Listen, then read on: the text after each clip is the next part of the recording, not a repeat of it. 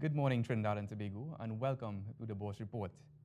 This week, we review the recently released first quarter results of Trinidad Cement Limited and highlight some new developments on the local fixed income markets.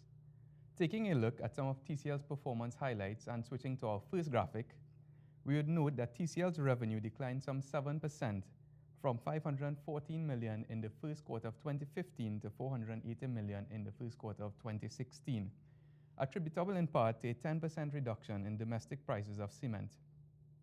Driven by improved demand in the Guyanese and Jamaican markets, the group's sales volume did increase some 7%.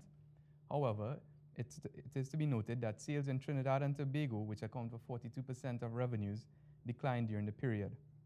TCL's operating margin improved from 21 to 26%, with operating profits increasing to $125.2 million in the first quarter 2016 versus the $110.6 million recorded in the quarter prior.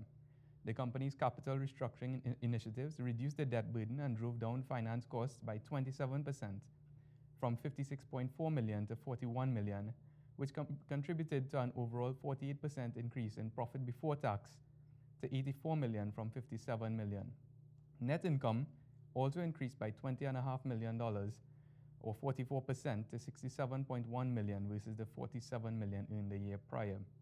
Despite improved earnings in absolute terms, however, the equity rights issue, which took place in 2015, did have a significant dilutive effect on earnings per share. Investors may recall that the rights issue added roughly 125 million shares, or an increase of 50% in shares outstanding for TCL. The overall result then was a 12.8% decrease in earnings per share, as seen in the last row of the chart, from 17.2 cents in the quarter prior, to 15 cents in the first quarter of 2016. In a welcome move to shareholders, however, TCL has declared an interim dividend of 4 cents to be paid in July 2016, its first dividend payment in almost 8 years. Looking ahead and turning to our second chart, recessionary pressures being faced in Trinidad and Tobago could present some headwinds to TCL.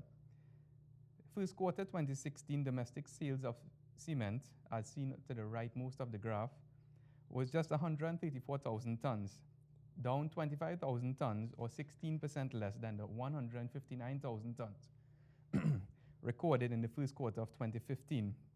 Export sales, however, have remained relatively stable.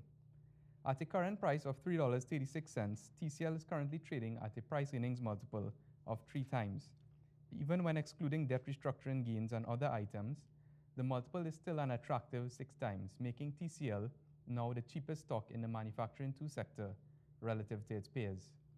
Headwinds to future company performance remain, however, including the fact that TCL's debt is 100% variable cost in a rising interest rate environment, 74% of which is in US dollars. In addition, energy prices, as they continue to gradually recover, could mean an increase in operating costs for TCL, which could weaken operating margins.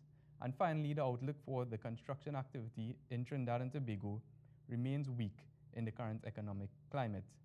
The downward trend in domestic sales and production are likely to be sustained, as recent monetary and fiscal measures could place additional pressure on consumer and business activity.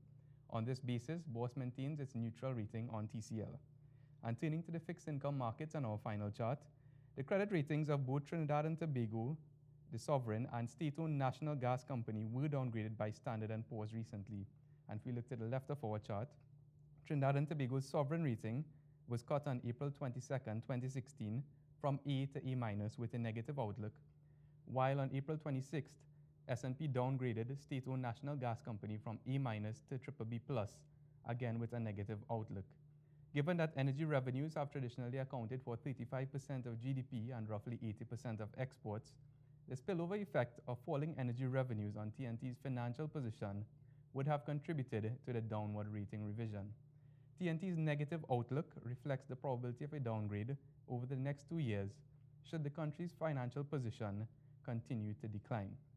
And finally, in news at home, the government of the Republic of Trinidad and Tobago last week started its debt financing campaign, announcing the auction of $1 billion of 12-year bonds, offering investors a 4.5% fixed rate coupon. The auction actually opens today, May 2nd, and closes on May 12, 2016.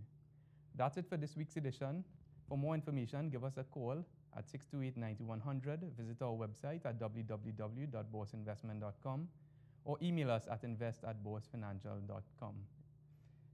Have yourselves a wonderful investing week. This has been the Bourse Report.